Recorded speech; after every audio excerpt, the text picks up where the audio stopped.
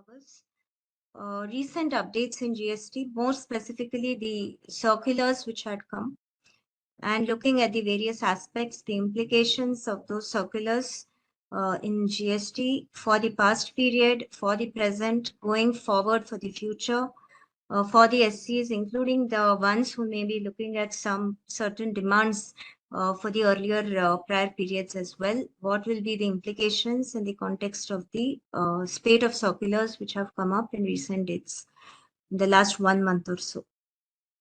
Okay. And if you have any specific questions as we go by, I will be taking the questions. I would not want to wait till the end because then we may miss out on some important, relevant query which may be there, which may be useful for each and every one who is there today with us. Right. So let's get to the next slide.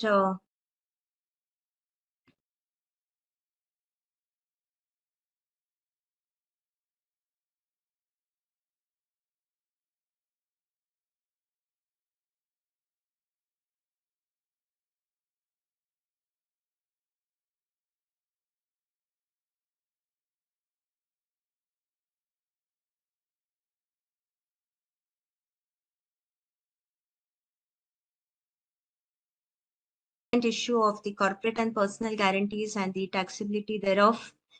Exemptions for the services provided by DMF, what may be the implications also for NMET.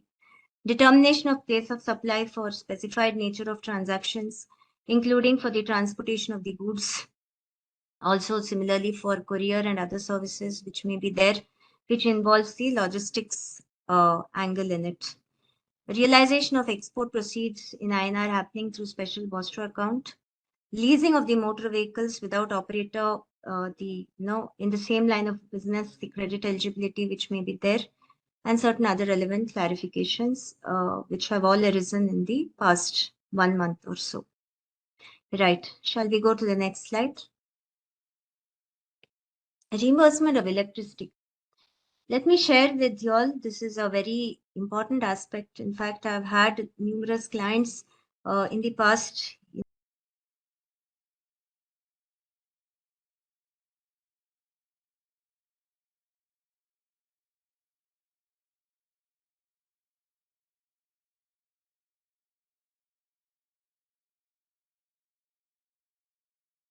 reimbursements may take place. I'm using a broad term of reimbursement, but remember, reimbursement takes different ways and means as far as the recovery of these electricity charges is concerned. On the one side, we may have the renting of the premises which may be done, the renting of the commercial premises being taxable to GST, 18% tax is there. At the same time, there may be a recovery happening towards the electricity which is being provided. Either it may be given by the landlords themselves enabling it, or else it may also be given via, there may be a separate facility management company which may be providing the other day-to-day maintenance and also the electricity facilities, electricity charges being recovered there too also.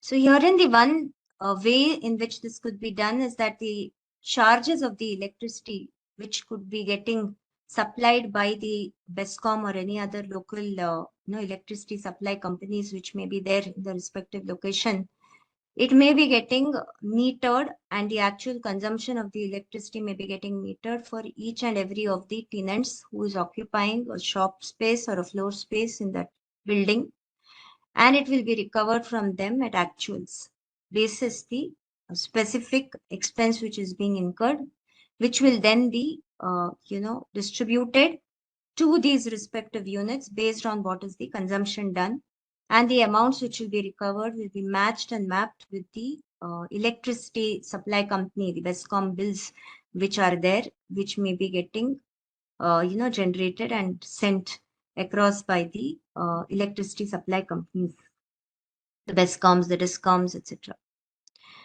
So then, can this be construed or can it be considered to be a supply of electricity, which, remember, electricity is goods. And this is something which is very well enshrined. There are numerous judgments in this regard, right from the excise regime, right from the VAT regime, wherein electricity has clearly been held to be goods which is exempted. Now, if it is an exempted goods, where is this exemption entry coming from in GST, you may ask.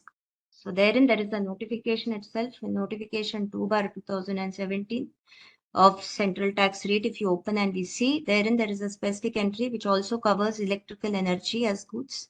Electrical energy very much had an entry in the past also in the tariff, and even now it continues to have an entry. So it is very much enshrined as goods. And more so, it is exempted goods. So when something is said to be exempted goods, in itself, the larger point which comes up is whether just because it is being collected and it is being paid by the facility provider, the maintenance facility provider for the various tenants in a corporate setup, office setup of the office rentals which may be there, or even in some big industrial park wherein there may be some maintenance which is being done by a separate facility management company, and these electricity charges being collected and paid to BESCOM, whether it should be taxed at all. So herein there have been 2 or 3 distinct aspects which we may like to look at. Remember, when I'm talking about this, before we go to what is the clarification, I would like to set out the various different ways and means in which this model works of getting the electricity reimbursed, and also the department's perspective, how the department has been treating it, looking at it. So on the one side, we have had cases wherein, the SC would have been collecting separately the maintenance charges for the industrial park, wherein these different units have set up their factories. Electricity would be getting collected as well. Electricity which may be getting collected at actuals based on a metered consumption. Therein, the department in the past has been seen to rake up a point. Even in 2017-18, in the initial nascent stage of GST itself, I've seen this happening. Continued in 18-19 also, wherein the department has been raking a point that the electricity is getting supplied by somebody else. So the electricity which is getting given there, it is nothing but a facilitator. The facility management company is enabling the facility. So in other words, it is providing a service and consequently to be taxed. So this has been one of the objections which have come up in the past. Okay, even though it was getting collected at actuals. Okay, and it was being offset against the expense head, and net to net there was no profit, no loss. The other way, of course, was wherein the power charges were being collected, but it may have not been collected on a meter consumption, but it may have been done on some other allocatable basis. Allocation may be done based on the floor area which is occupied, 1/10 of the entire building space. So 1/10 of the power supply is being debited to a particular tenant as a part and parcel of the day-to-day, whatever the facility is being provided. So therein, whether it is said to be still nothing but a recovery which is done towards the electricity charges, which is exempt supply. That was one question. This is the second scenario. The third one may be wherein actual consumption basis it is being collected, but there is a certain margin or there is a certain markup. Some certain amount may be there. So these are the 3 variants, the ways and means in which the electricity charges may be getting collected. So in the first scenario itself, I've seen the instances where the department has questioned it. And what is the logic? The logic is that you are not the supplier, so electric supply is happening by somebody else. For them, it may be exempt goods. For you, who is the facility provider, it should be nothing but facilitation, so you pay tax on the gross. Incorrect proposition to that extent. Because first of all, the supply is happening by somebody else. And a supplier should be taxed. Cannot be somebody else who is just, collecting and passing it on. In this case, this facility provider.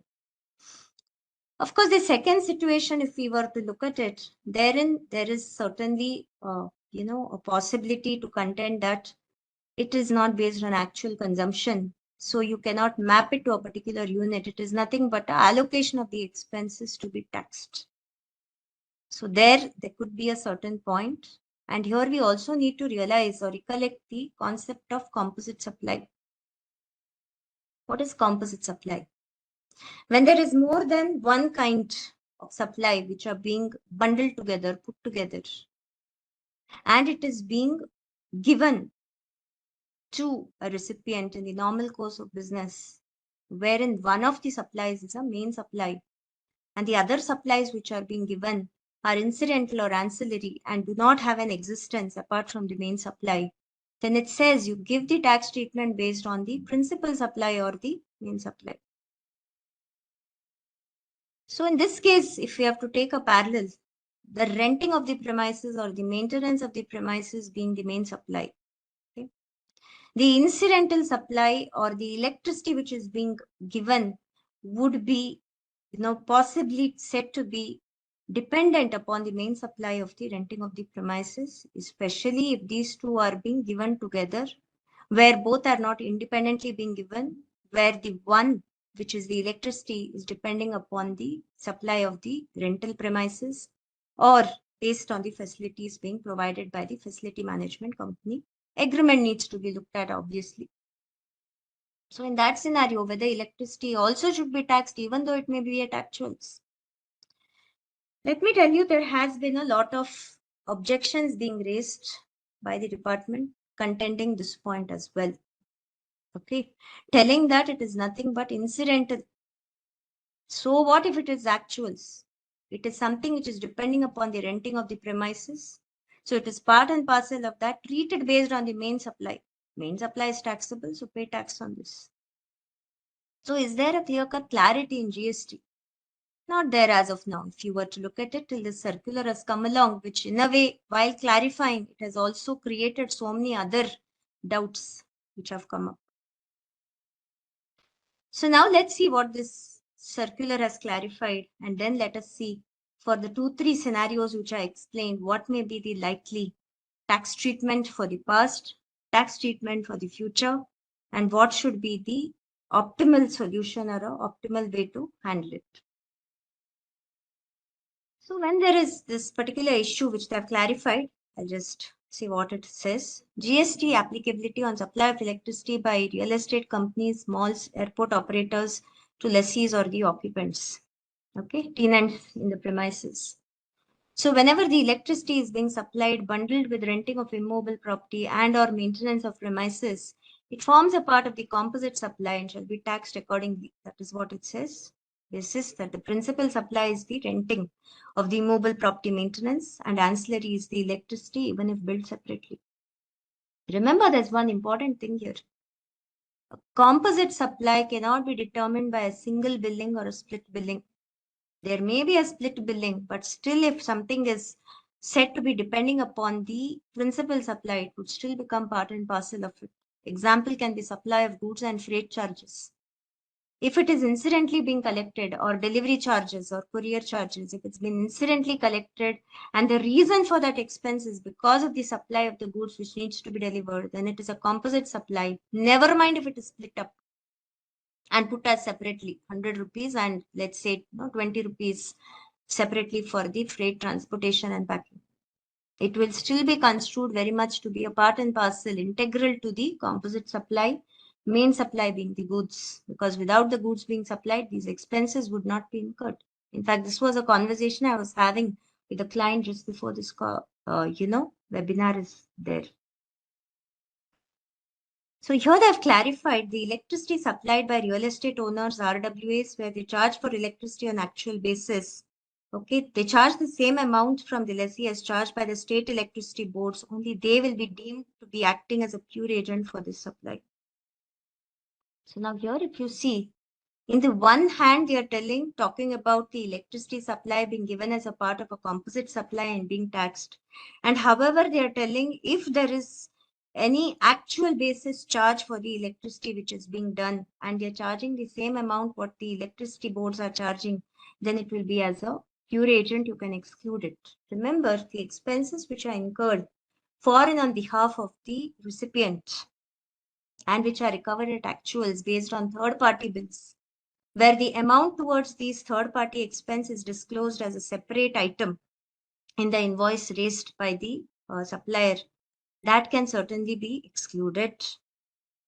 However, I'll share one example with you of what is the latest development which has happened after this circular has come. There is one client who had finished 2017-18, 18-19 also they had finished the this thing, audit by the department. They had in fact got a closure of the audit report as well, wherein department has very well agreed, put in writing by accepting the case laws quoted by the SSC, wherein it was said clear cut that this is electricity being supplied and it is being collected at actuals, and consequently it can be claimed as exclusion because it is exempted goods. Even in GST department has accepted that contention and they have closed these points. So this client is doing the facility maintenance and also providing the electricity which is being procured by them and recovered at actuals. Okay. And then when they have taken this position for 2 years, now again they have come back after the circular has clarified this. They are now contending them, telling that you have to pay the tax. What is the reason for that? I'll tell you why. The reason is because for the succeeding year, they have actually got a discount from the electricity supplier. So while they would have collected, let's say an amount of 100 rupees, and they were supposed to pay 100 rupees also to the vendor. The vendor has said, you don't pay me 100, you pay me just 95 rupees.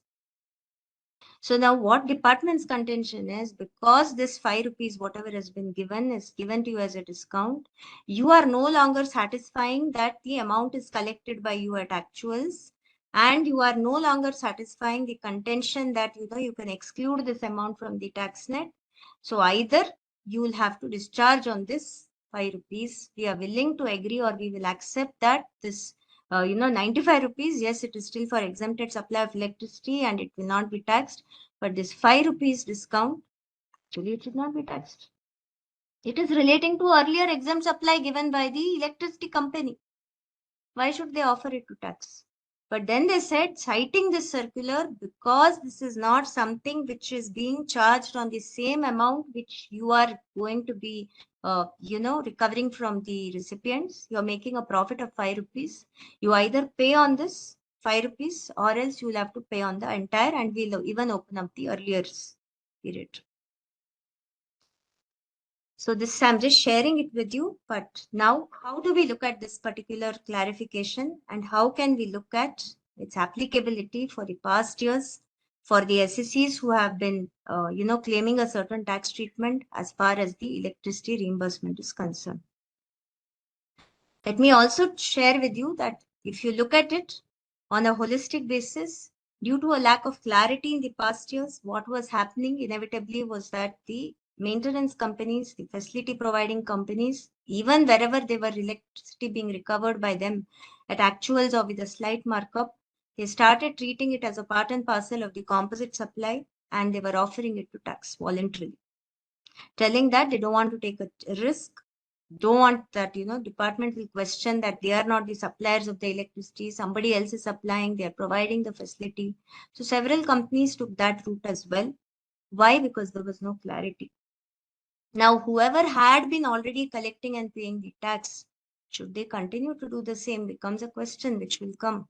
Even though it may be at actuals, my first example, or even though it may be that slight markup may be there, then they are collecting and they are paying this amount. I would say, if they have been taking a certain stand or a position, if they want to now change over and claim this pure agent shelter, then it is better that they may write to the department and get their confirmation before they change the tax position or stop paying the tax. When can they stop paying the tax? Only if they are collecting it actual consumption, the actual expense incurred with the electricity supplier, not otherwise. Not at all suggestible. What happens if they are generating from their own genset and they are giving? I would say it is more suggestible to offer that to tax, because generator will also include generator maintenance charges. So then it may not be construed or considered that it is a pure or a clean, merely a supply of the electricity. It may be said that it is a generator cost or a generator maintenance expense also, which is being factored in. So consequently, there is a likelihood that tax will be demanded on that.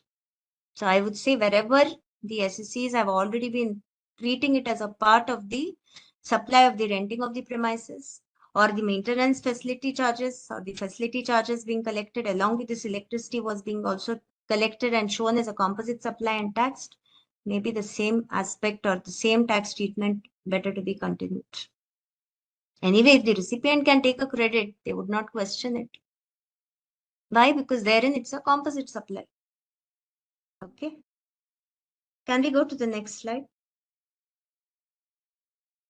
Yeah, so this was what I was telling you. Electricity as goods is exempted under GST, and it's been confirmed in several decisions under the law as well, even in service tax law, where remember the same issue used to be there, same question used to be asked. So in the case of plaza maintenance, Chitrali properties, Econ, Hinjanwadi case, though these were all stat matters, but it was very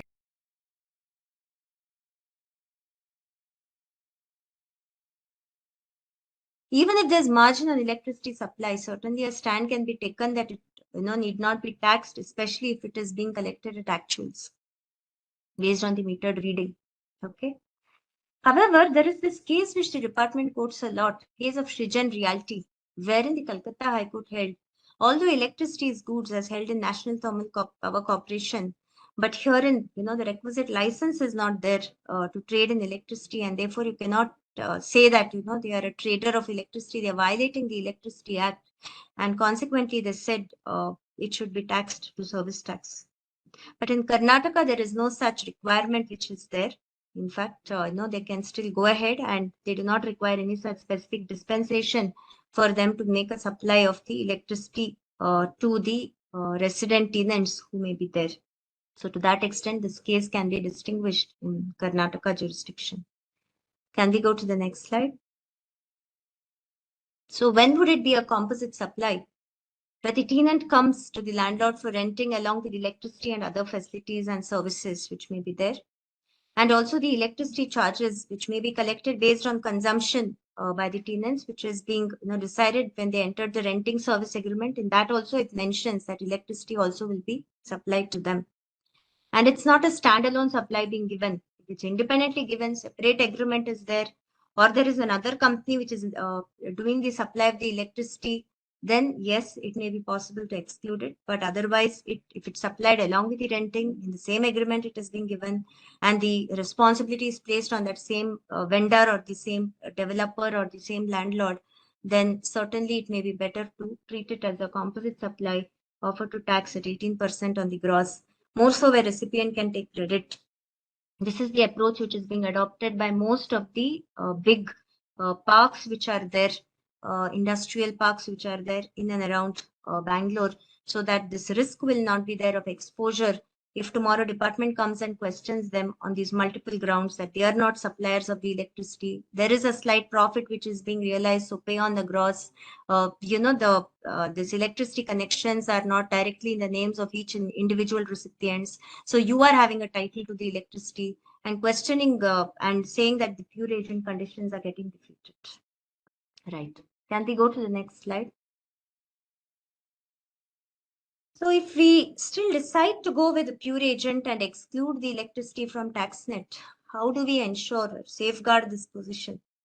Authorization to act as a pure agent, agreement with the tenant, indicate that electricity charges separately in the invoice which is raised, as per the metered reading which is there, as per the rate which is there, which is affixed for the electricity charges supplied by the electricity company. And in addition to the own service charges on which obviously GST will be applicable, leviable 18%. And there'll be no title with the this particular landlord or the developer on the electricity. Not obviously for their interest. This will be very clear. It's consumed by the tenant and based on the actual consumption metered reading, third-party invoices. So this was the aspect I discussed. If discount is given, pure agent could be said to be failing by the department when the discount is given by the vendor. Yeah. So if I have to come back to those three models, which I discussed in the beginning, the first one being that where the electricity being supplied, if it is being collected incidentally, which is going hand in hand with the renting of the premises, and already the SC is offering to tax, please continue the same treatment. More so where the tenant is willing to bear it and pay the 18% extra and they can take a credit. So that could be the one thing. Coming to the second one, where it's allocation, it's very clear. It is nothing but part and parcel of the integral to the main supply of the maintenance of the rentals. Tax it at the same way, same rate, and the recipient anyway will take a credit. And therein, the only possibility is if you show it as an independent supply, ensure that you are having the, no markup being there. Ensure that it is credited against the electricity supply expense account. And therein, you may possibly look at claiming the pure agent exclusion for the electricity, taking the shelter of this particular circular clarification which has been there. And even for the past, wherever not discharged, but it was being collected at actuals based on the metered reading, you can certainly take the help of this circular, and it will help to ensure, if at all tomorrow department comes and raises any objection to contend that it will not be taxed, and hey, your circular itself says this, and department circulars are binding on the department, only the SSCs can go against it, and this is a very well confirmed view from the higher jurisdictions right from excise era. If there are any questions, feel free to use the chat box. I will take the questions.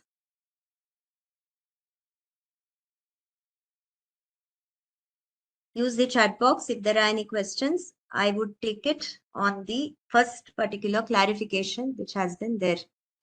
Otherwise, I continue. Please feel free to ask any questions around this particular aspect. Right. Can we go to the next slide? Now I come to another very important aspect which has been there, which is very, very relevant, which is very, very important, which is about guarantees. Remember,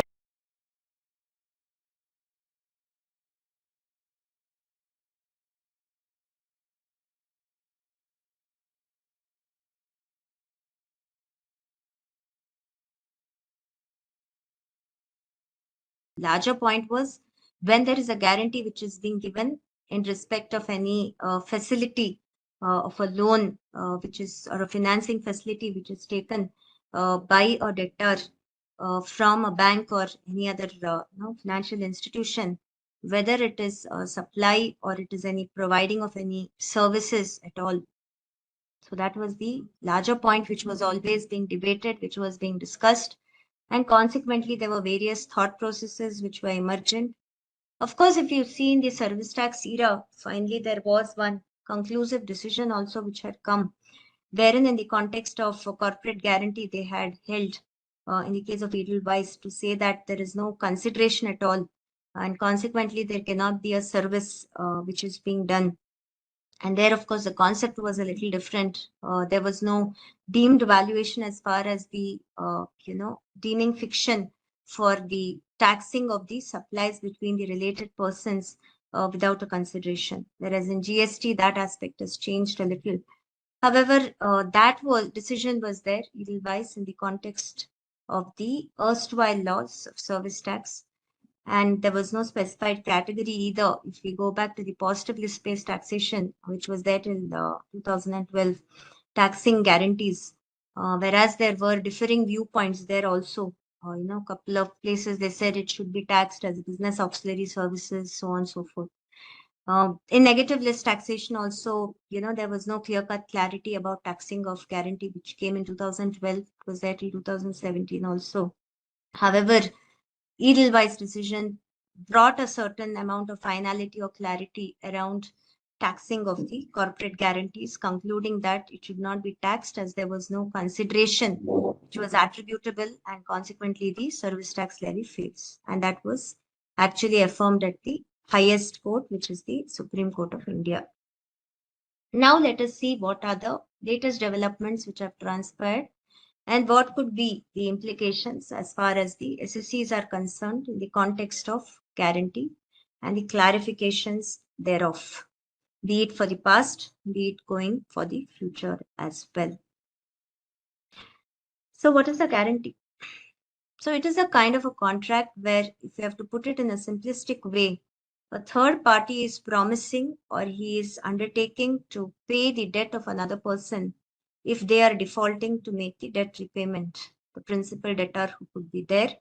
And then there will be a person who is going to act as a surety and to make good if there is a default in repayment of the loan to the creditor by this principal debtor. So what is a contract for guarantee? So it's a contract to perform the promise, discharge the liability of a third person in case of default. And the person who gives the guarantee is a surety. And the person in respect of whose default may take place, the guarantee is being given is called the debtor, the principal debtor. And the person to whom it is given as a guarantee is the creditor. Guarantee in turn may be oral or written, which emanates from the section 126 of the Contract Act. So therein also, to get a little further clarity, if we see as a consideration for the guarantee, it is anything done, promise which is made for the benefit of the principal debtor, and maybe a sufficient consideration for the surety for giving the guarantee. So basically it is the promise which has been made, to make good if there is any loss, which in turn becomes the sufficient consideration for giving the guarantee. And what is the benefit? Consequently, it's given to the creditor by way of repayment of the debt by the principal debtor. And that would be the consideration given to the guarantor. Okay. Can we go to the next slide? So the context of personal guarantee. See, remember for companies, what happens is that there would be a likelihood of them requiring to take loans. They may be taking substantial loans also, and they may not be having the financial strength, or they may not be having that much of a financial capacity as such. So therein, what may happen also is that the directors may step in of the company, and they may be giving the guarantee to ensure the securing of the financing by way of the loan to the company. So there is one RBI Master Circular which is there of 2014, which has given the framework in respect of these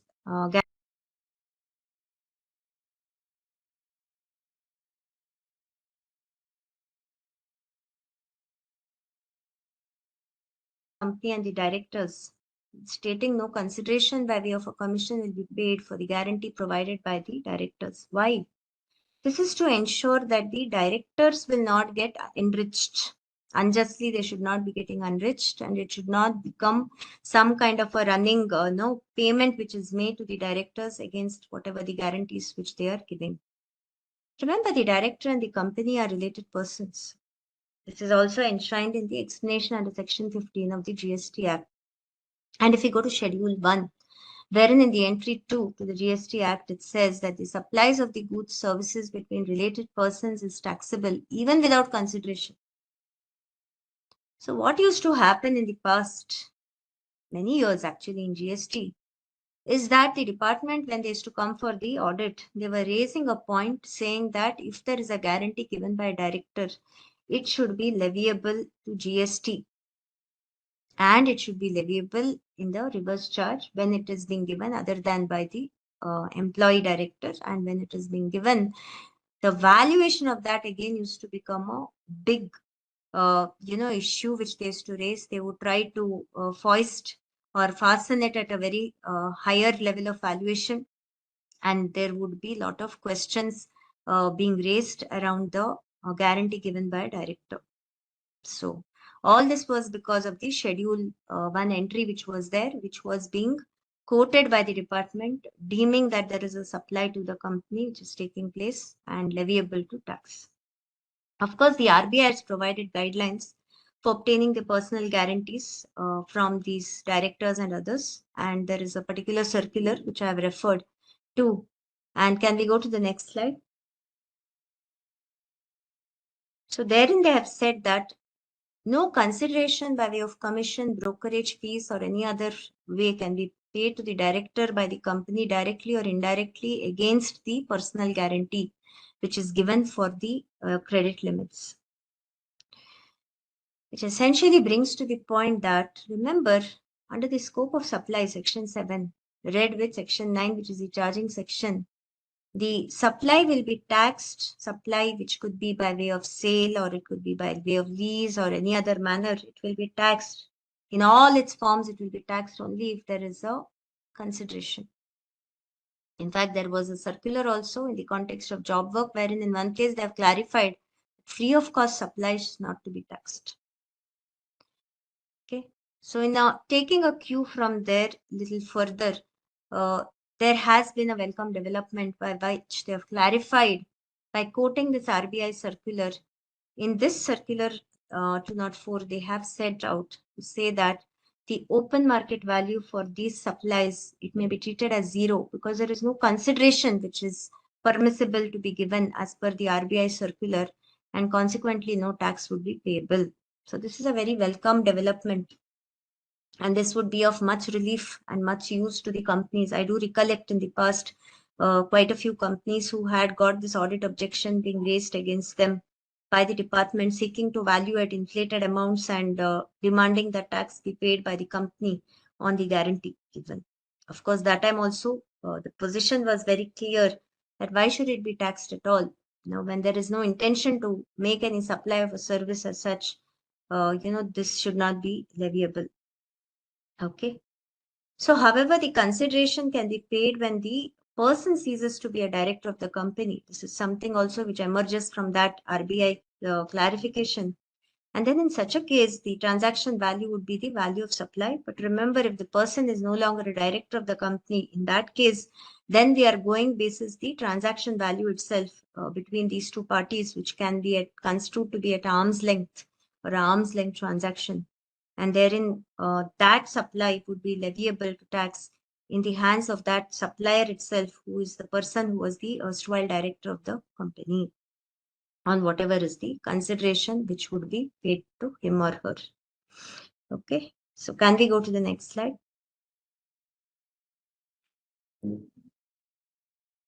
Yeah. So now one important question which comes up. Yeah, I'm looking at this. One question has come up. I'll take it a little further. I'll just finish this slide. Whether there is a liability to tax for the periods prior to October 23, the answer is no. So even if this point has been raised, or this is the subject matter of any demand notice by the department in the past, you can use this circular definitely to defend yourself, the company, against these kinds of frivolous demands. And it will be bound to follow the circular and the clarification given there that in the absence of any consideration being there, there is no market value at all for this service as such being given by the related party director, and levy fails. And you can claim it right from the beginning of GST. In fact, even for the past, you can claim it for any periods which may be there. And decisions are there which can support you to claim the shelter of a circular. Department has a binding, of the circulars which are there. They have to follow their own circulars. In the Hiregange chemical case also, it was held accordingly. There is a question which is there. I will just take that. The question which had come up was, not able to see this.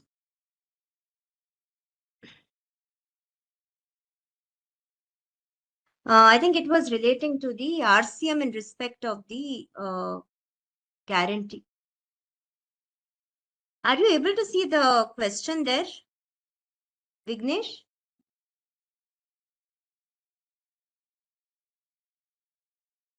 I was not able to see it. That's why I asked you. Yeah. If holding company India, yeah, gives a corporate guarantee to subsidiary company outside India, whether GST is applicable. Were there any other questions? I don't know why it was not visible to me in the chat box. My question is it applicable to all reimbursements? What is this?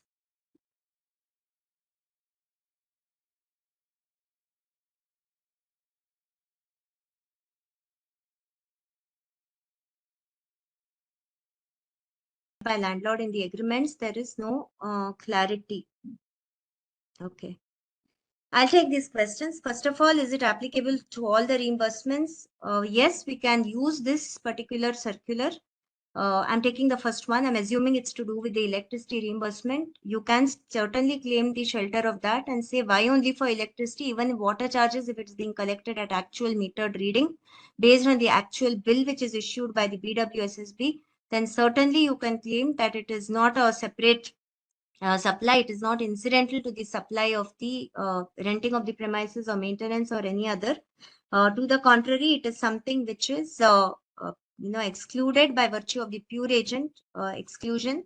The bills are there of the third party vendor, BWSSB or BESCOM as the case may be, for water or electricity. Meters are there, individual meters for the respective units, for the respective shops premises. Amounts being collected at actuals, there is no profits being made. It is being credited against the expense account itself, and consequently, certainly this circular can be used to support that taxes need not be paid on those kinds of actual reimbursements which are taking place. Okay. So I hope that answers the question. Is it applicable to all the reimbursements? So same thing we can apply for other reimbursements as well, which may be substantiated from third party vendor invoices. Now I'm able to see the questions. I think some challenge was there that time. If holding company in India gives, now I'll come to the guarantee related question, gives corporate guarantee to subsidiary company outside India, whether GST is applicable and whether cross charge needs to be done as per transfer pricing rules. Okay. Yeah, I've seen your question, sir. I'll come to it. I'll first answer this. If there is a holding company in India which is giving a guarantee to a subsidiary company which is outside India, remember here, first of all, the larger point which we have to look at is whether guarantee as such, whether the intention is to tax it. Because what is the purpose of giving the guarantee? The entire purpose is nothing but it is a function of the shareholding function, or it is nothing but being done as a step taken by the holding company to ensure that the subsidiary company is getting whatever is the required financing, and consequently ensuring the growth of its subsidiary, which obviously is going to benefit that holding company as well. Still, if there is the corporate which is there in India, which is the holding company and gives the guarantee to a subsidiary company outside India, going basis the clarification which has come through in this circular, wherein in the context of corporate guarantees, they have clarified that it should be offered to tax.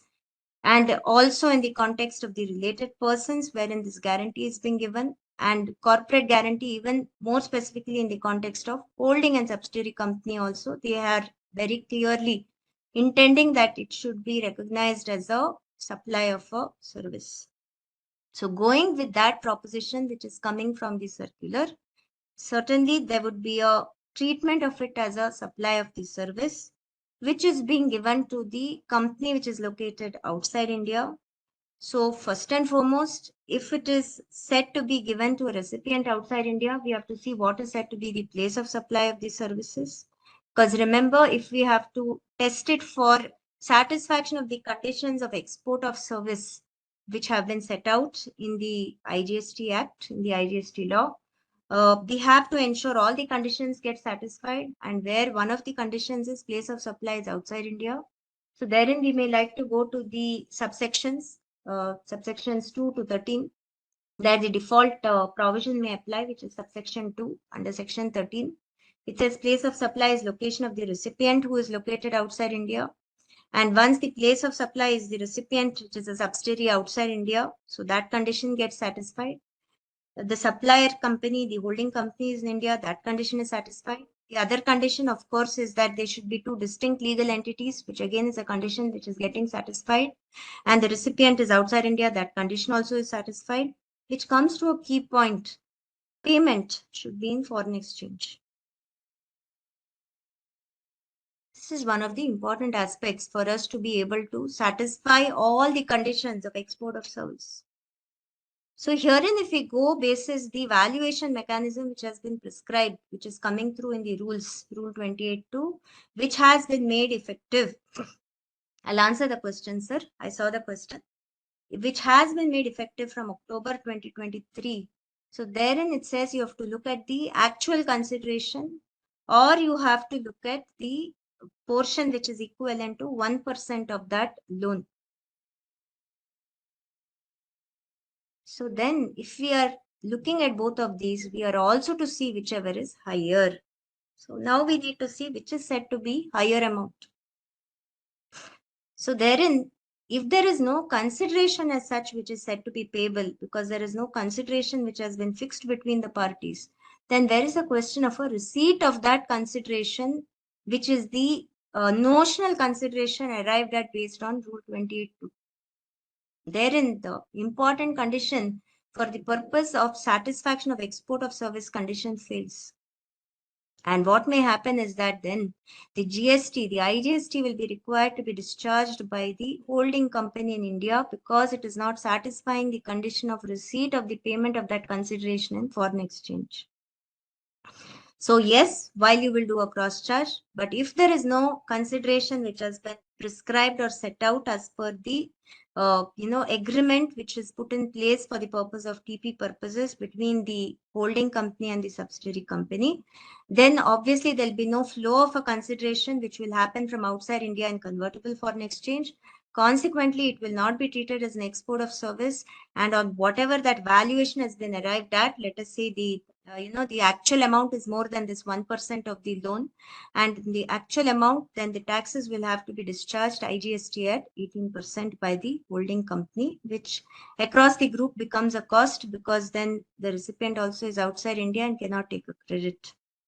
So then the other ways, if there is a specific provision in the TP agreement for the purposes of the consideration towards this guarantee which is being given, and also further there will be a receipt of the payment towards this guarantee from the foreign company in convertible foreign exchange. And if that is satisfied and actually the consideration is being realized to the extent of the amount which has been put out in the agreement between the holding company and the subsidiary outside India, then all the conditions of export of services get satisfied, and then they can make it as a supply under LUT, no need to charge the GST, and the transaction can be structured in that way.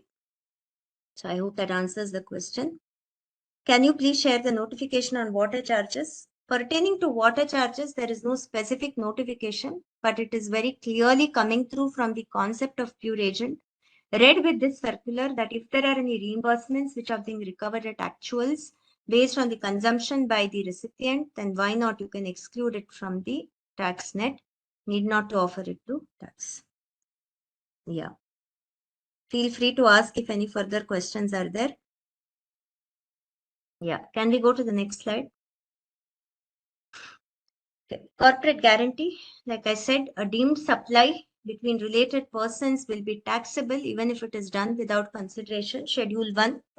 Consequent to which the department may be likely to look at the corporate guarantees which are given by the holding companies to the subsidiary companies which may be there, or between the related companies which are related persons between them, inter se, if there is any guarantee which is being given as a corporate guarantee.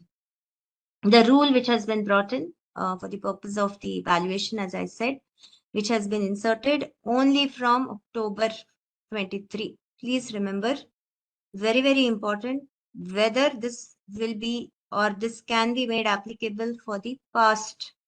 The answer is no.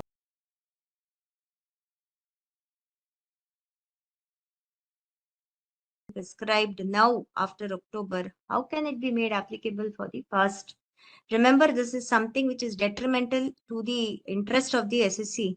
And when there is any clarification or there is any even a rule or a sub-rule which is against to the interest of the SSC, certainly they can take a valid position that it need not be applied for the past. And the fact that it is introduced later itself indicates that there was a lacuna because there was no mechanism to do a valuation for the corporate guarantee between related person companies, and consequently that levy itself should not be made applicable.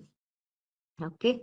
So as per this, it is clarifying in this particular rule that what should be construed or considered for the purpose of valuation of these related party corporate guarantees will be 1% of the amount of such guarantee which is offered, or the actual consideration which is offered, whichever is higher.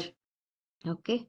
So they seem to have taken a cue from the safe harbor rules. In fact, if earlier also when they used to come for audit from the GST department, whenever they were questioning on corporate guarantees being given, they used to be looking at the valuation based on the safe harbor rules itself, in my experience, in the past 3-4 years. Okay. And now this has gotten enshrined into the GST valuation rules only on and from October 26th of 2023. Not applicable for the past, not being given explicitly also to be made applicable for the past. So can we go to the next slide? So the point I was telling, that whether it should be taxed at all, this is the fundamental proposition, fundamental question, is it there? Is it a financing activity as a part of shareholder activity which is being done like in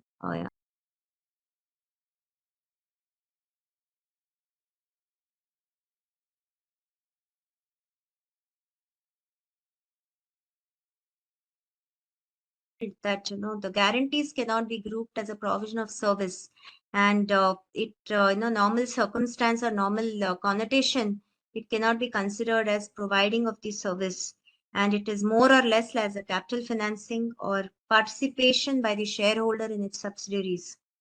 And also, if you look at the international developments in this regard, there have been clear-cut instances wherein it has clarified that a guarantee is not a service. But if we look in the GST law and the proposition of the amendment which has been made lately, the intention is very clear that they want to tax the corporate guarantees which are there between the related group companies within India, or be it between the companies being located within or outside India, be it under the forward charge or be it under the reverse charge. Can we go to the next slide? So it is done towards shareholder activities. Why? Because when this guarantee is given, they may be getting a better interest rate by virtue of the guarantor who is there, by virtue of the surety which is there in respect of the principal debtors loan or financing facility. So then is it nothing but, a portion which can be attributed or said to be attributed to that interest itself? Interest is exempted. Remember, interest on loan is exempted by virtue of notification 12/17. Okay. These are just some of the thought processes which can be there. But the intention of the department, the government is very clear, is to tax the corporate guarantees. And is there a supply at all? First of all, there is no supply.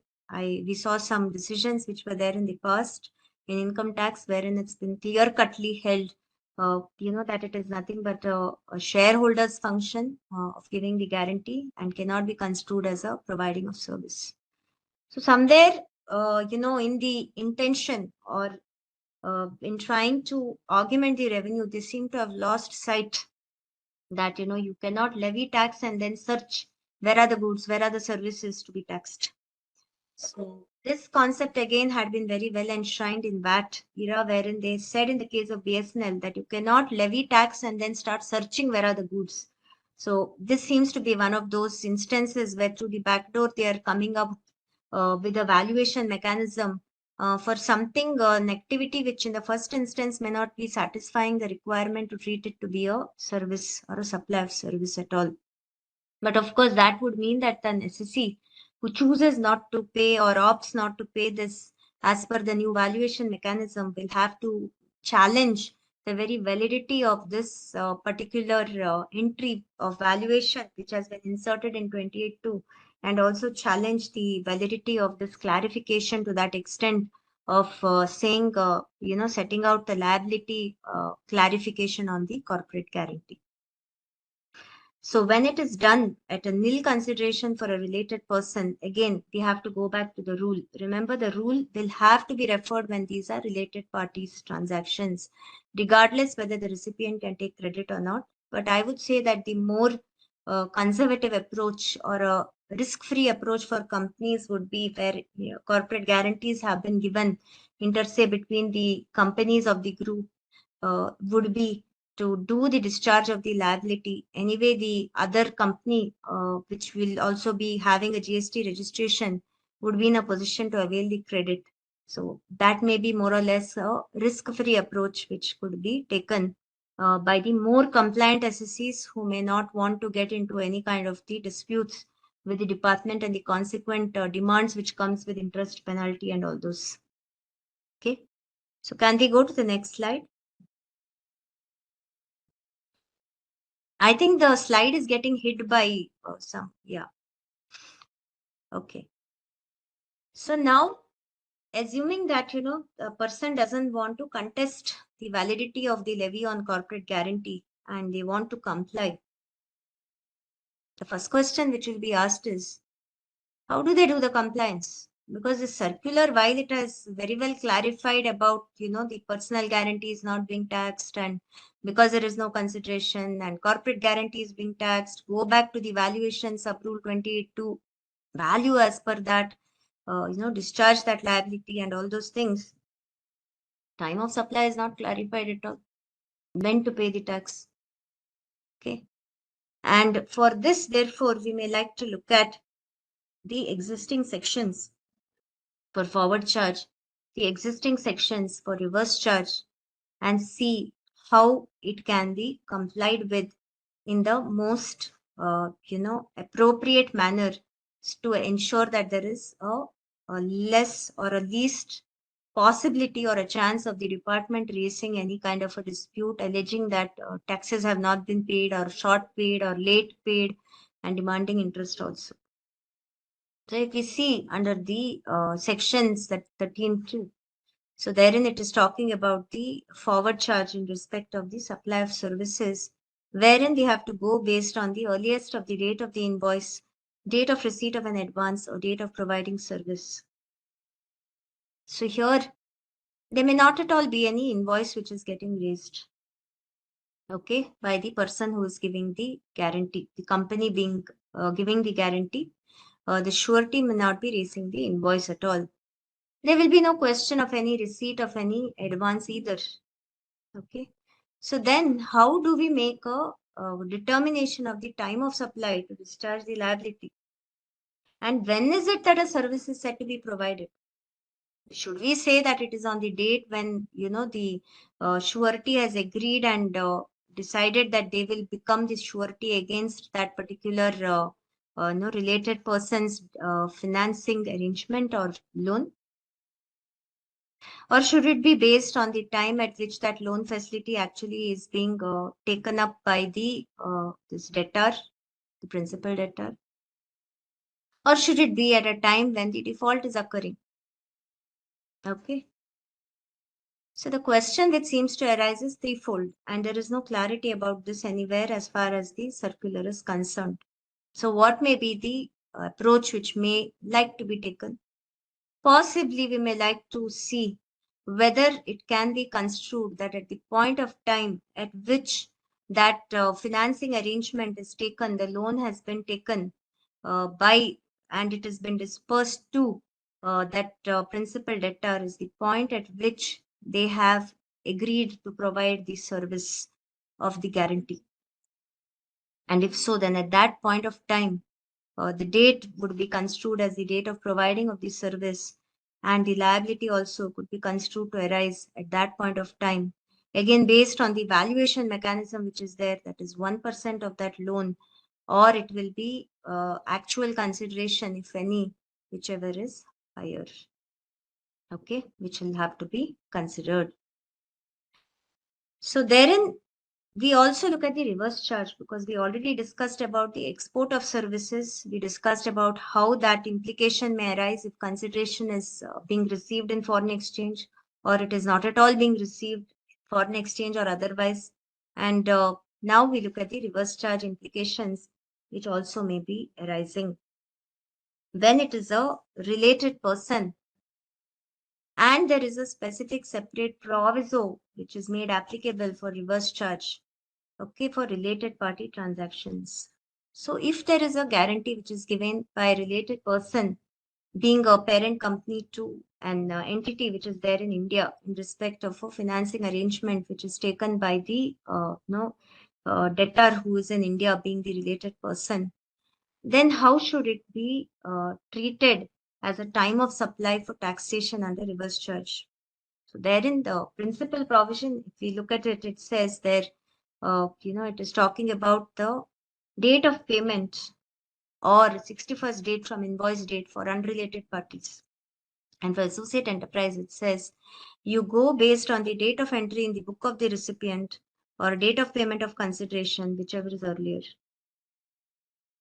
So herein again, for the valuation purpose, we need to go back to the actual value which may be there, which may be, let us say, coming to 10 lakh rupees, or we look at what is said to be that 1% of that loan or the financing arrangement. If it is for a crore, let us say it is coming up to, so on a crore it will come to, let us say, a lakh.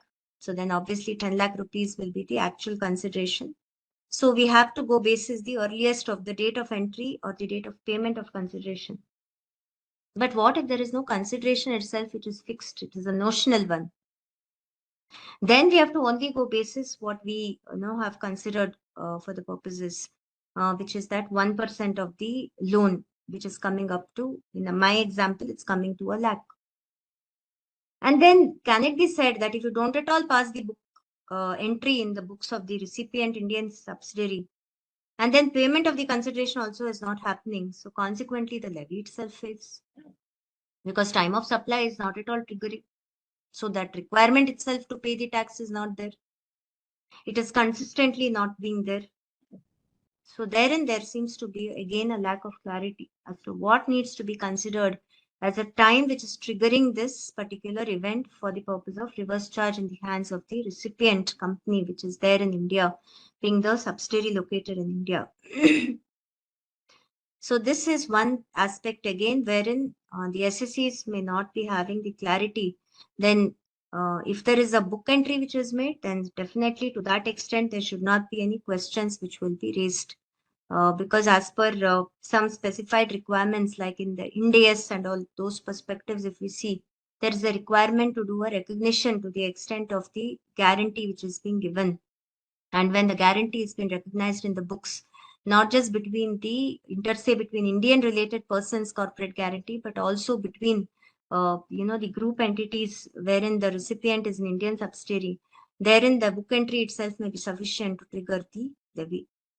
Okay. So first of all, should it be taxed on 1%? It's a deeming fiction. Is it somewhere, going beyond the powers in the act? So I would say that it may not be going beyond the powers because certainly the rules can be made for the purposes of the valuation, and if at all it is being questioned, the entire regime of the taxation of this corporate guarantees itself may have to be debated, or it may have to be disputed by the SSC. And like I said, the simpler approach may be you discharge the tax liability and take the credit wherever it is possible, wherever it is permissible. Okay. Can we go to the next slide?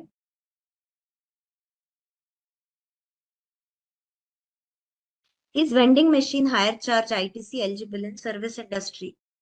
The answer is yes, it's eligible. It's an unrelated point, but anyway, I'm going to take it since it has come up here. You can take a credit, depends on what is the service given. If using the vending machine, you're doing also, it's used in the restaurant and it is integral to the restaurant service wherein the output GST is paid at 5%, then the credit is not eligible.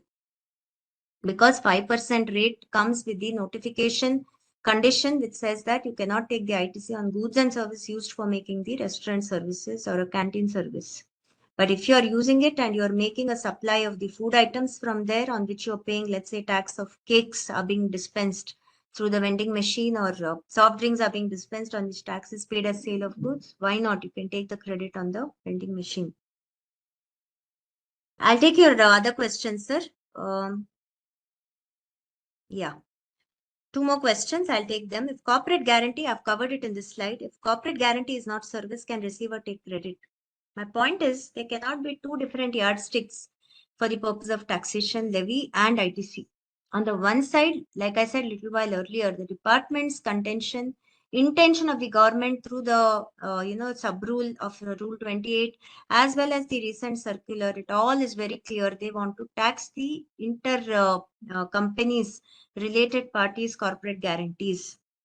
It's very, very clear. That being the case, on the one side, when it is offered to tax, rightly or wrongfully, by following the requirement of the rigors of the law and the rule which has been inserted lately, then the other side, the related party, to whom the invoice would be raised in respect of this particular guarantee which has been given, they will certainly be eligible to take the ITC credit when they are making outward taxable supply.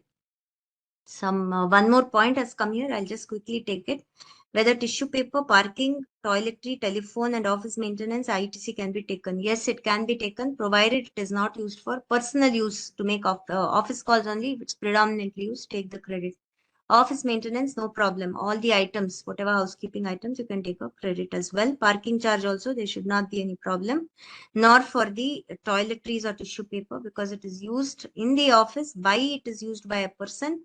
It is used to discharge office functions in the course of discharge of office duties. Now, couple other aspects. What happens? The guarantee may be getting renewed also on a periodic basis. So does it mean every time it is renewed, it may be said to be taxed? That may be the viewpoint of the department. Okay, that every time when it is getting renewed, that it should be getting taxed at the time when the disbursement of the loan or the facility is happening. Okay. Then when it is given to a foreign company, I will address that little bit in detail earlier. If you can cover it as export of service, provided it is paid in foreign exchange. Liability for the period prior to October 23, I would say you can certainly validly contest that it should not be taxed. Why? Because valuation mechanism was brought in only lately. So for the past, more so when there was no specific consideration which was attributed to the corporate guarantee between the related group companies, the levy should not be made applicable. The levy should fail. In the case of BC Srinivas Shetty, very well-known case of income tax, they said when there is no valuation mechanism, the levy fails. Okay. Can we go to the next slide? Feel free to ask any questions which may be there. I will be addressing them as well as we go along. I don't want to keep questions for the end. Edelweiss case, which I had mentioned, which brought the much required clarity in service tax, wherein they said that there is no taxability under 66B, which was the charging section in negative list taxation. They said there is no consideration insofar as a corporate guarantee is issued on behalf of their subsidiary is concerned.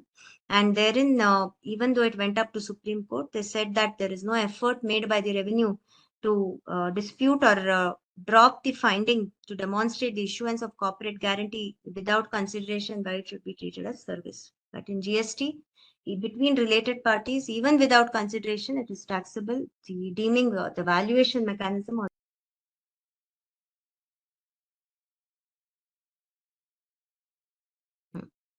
again, this has been one big relief for many of the SSCs, for a large sector of the SSCs who were being objected to by the department on account of the DMF payments, that is the District Mineral Foundation, which is there.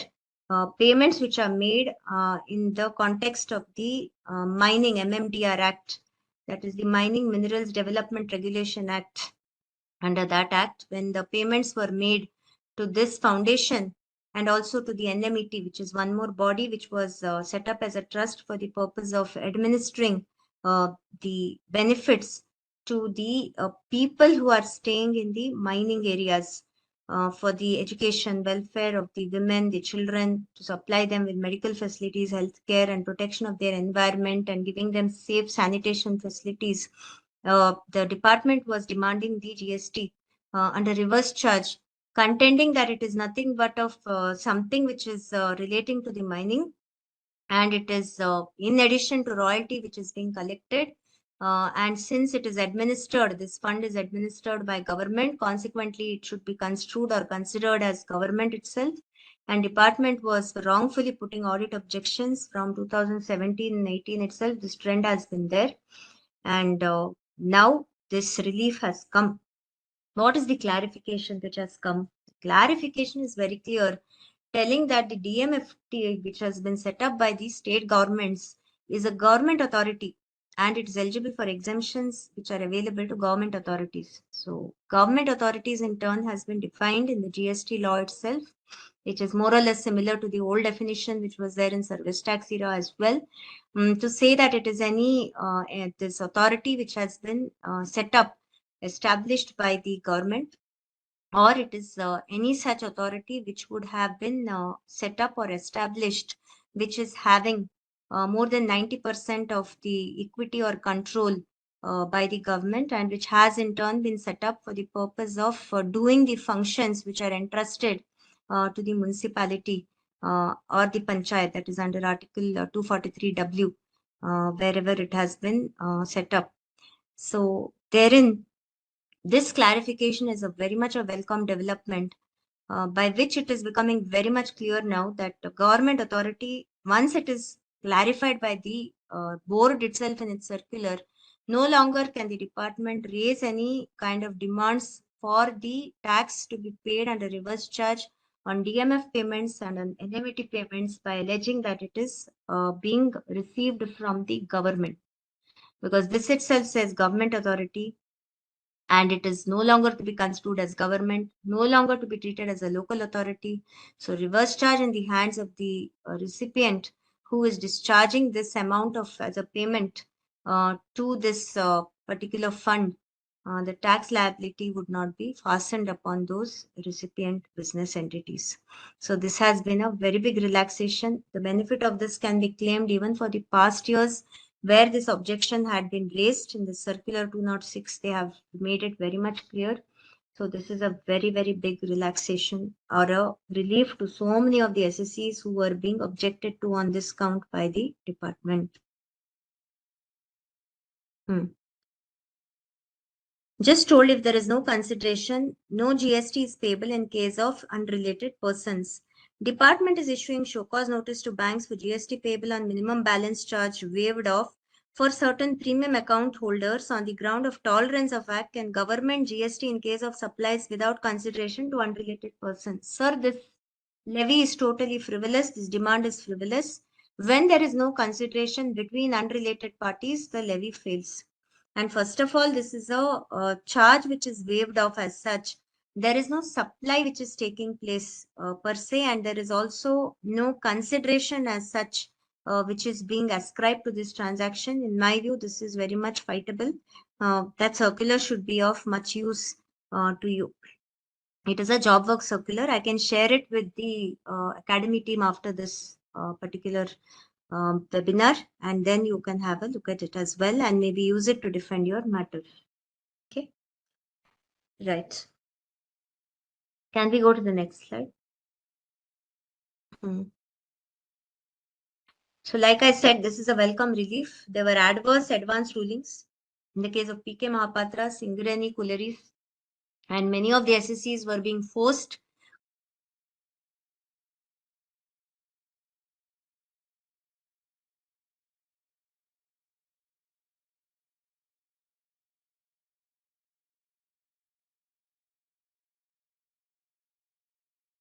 come out with a view which is revenue favorable. Okay.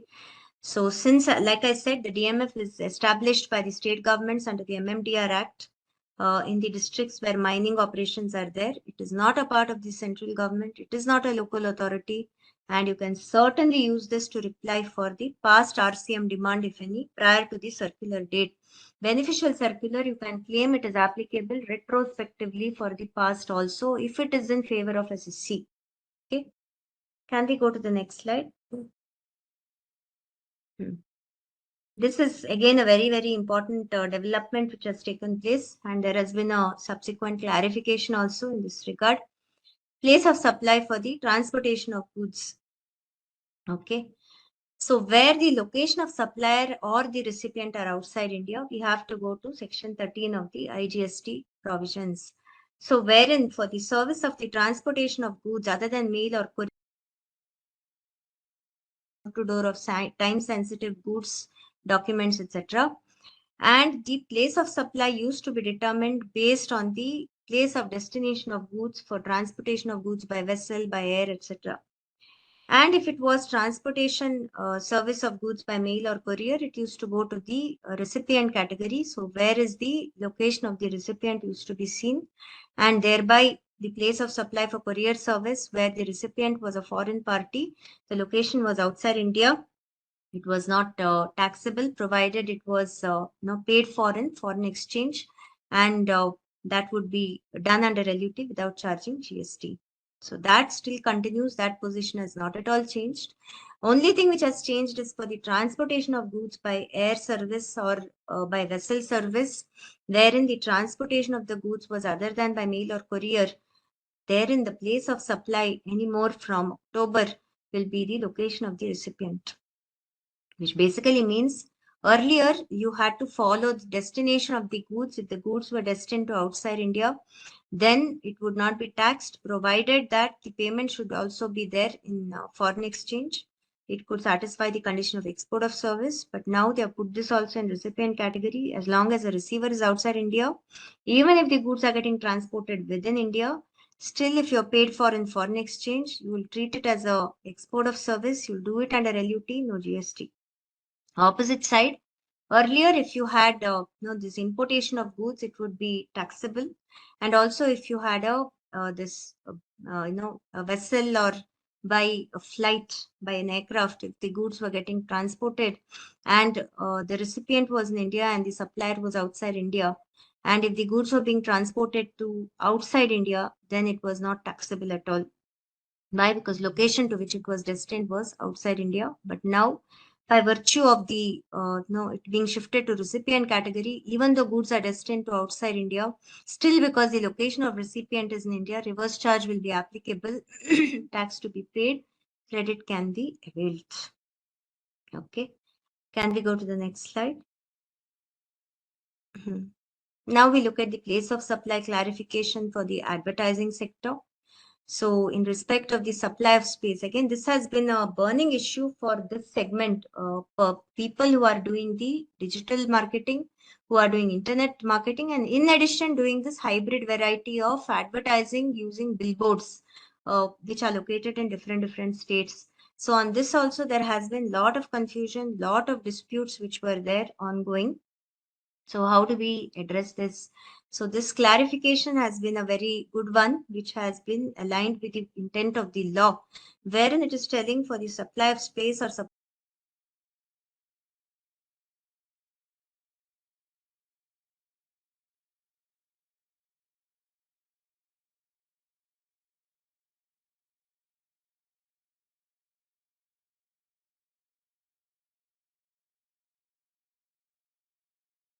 why? Because immobile property is in Kerala.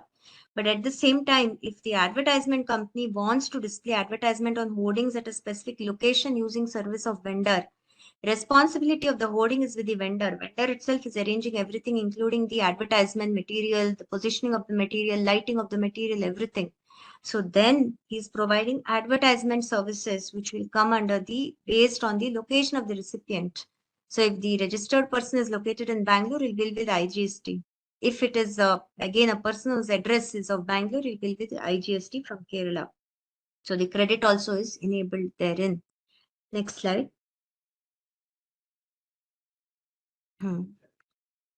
Yeah. This is about co-location. About this also clarification has been issued. There was differing thought process around this as well. It's a data center facility in which a company can rent a space for own servers and other computing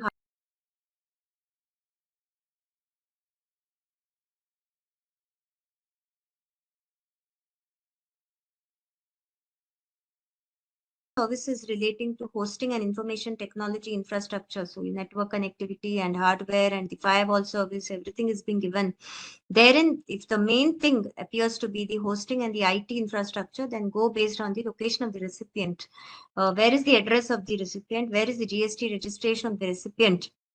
If it's in Bangalore and this facility is being provided co-location from Kerala, they'll charge with IGST. Okay. But if it is only to agreement or the understanding is to provide physical space on rent with basic infrastructure without hosting and IT technology, being there, then go based on the place of supply being the location of the immovable property. So to continue that example, Kerala property. Property is the main thing which is being given physical space on rent with a very basic infrastructure, not the IT infrastructure. Therein it says go based on the location of immovable property. The vendor is registered in GST in Kerala. His immovable property is in Kerala. He will charge local GST, SGST. So in these cases, both this as well as advertising, the agreement becomes of paramount importance to understand what is the said to be the place of supply and to determine that the correct taxes are being discharged therein. Can we go to the next one? Again, this is one more beneficial circular which has come out, wherein they have said if export remittances are received in special INR Vostro account as permitted by the RBI, therein the export of service condition gets satisfied, because what I said little while earlier, that you should have the payment being received in convertible foreign exchange, that is happening. Therein, then certainly we can take a contention that all the conditions of export of service, including the others, that supplier is in India, receiver outside India, the place of supply being determined outside India, two distinct legal entities, not the same entity, different branches, and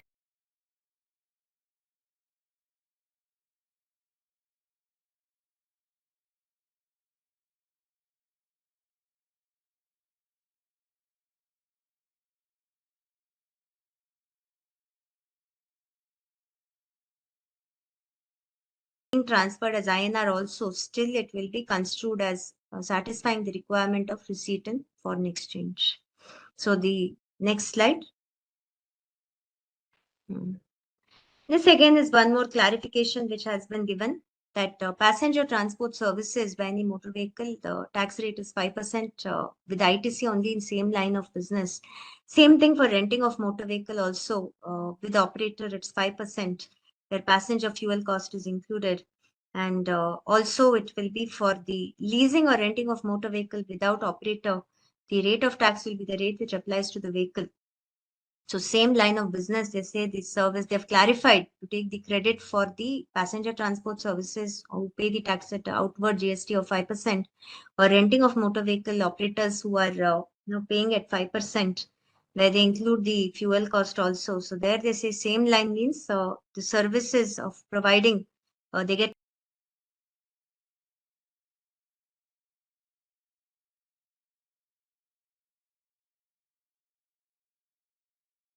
operator, that will not apply to leasing of motor vehicle.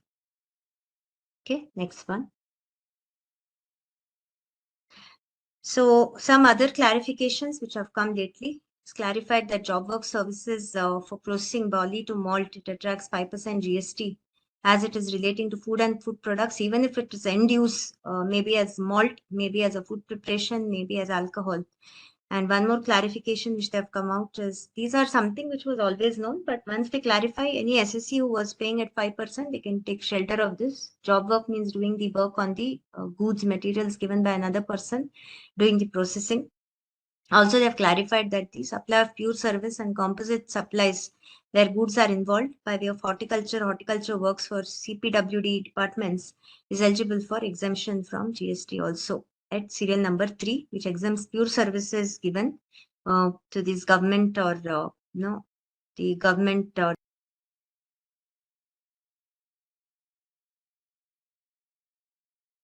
than 25% of total. So this will help to reduce the cost of compliance by claim of the exemption. Yeah. So question asked, hiring of electric bike for delivery of goods where the GST charged by service provider, are we eligible for GST credit? If it is a vehicle which is meant for the transportation of passengers, okay, then I would say that it may not be eligible, strictly speaking, because it is being used by any person who may be this using it for the purpose of transporting their finished goods. So a view can be taken that it is used for goods transport, so we'll take the credit. Possible to take that view, but department may dispute, telling that it is initially intended for passenger transport with a capacity of less than 13, including the driver. bike can be used for personal and also for delivery of goods. So therein, there could be a challenge to the credit, if you avail in respect of that. Unless it is only solely and wholly meant for the transport of goods, then yes, you may say it is a goods transport vehicle itself, made for the transport of the goods. So we are eligible. Yeah. So can we go to the next? Yeah. With this, I've come to the end of my coverage for today, and I've taken all the queries also.